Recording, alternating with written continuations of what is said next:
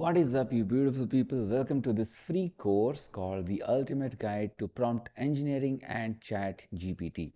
In this entire training, I'll give you a brief introduction to Chat GPT and how exactly you can write the requests, the questions that you ask to the GPT to get the maximum output of it. After a lot of popular demand, I figured this is something that you might need, so here I am. So let's get started. So in this particular training, we'll be covering these contents, which is chapter number 1, Introduction to ChatGPT. We'll learn a little bit about it. Strengths and weaknesses of ChatGPT, what it can do, what it cannot do. I'll give you some tips for success and to get the most out of ChatGPT 3, because that's the free version. Chapter number 4 is when I will show you how to verify the information that you just gathered out of ChatGPT. Number 5 will be the introduction to prompt engineering, probably why you are here.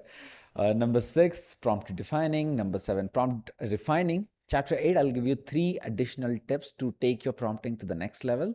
And chapter 9 is when I'll give you some bonuses that you can take home and use ChatGPT to become an expert marketer or a businessman. Right? So without any further ado, let's get started with the chapter number 1, which is Introduction to ChatGPT.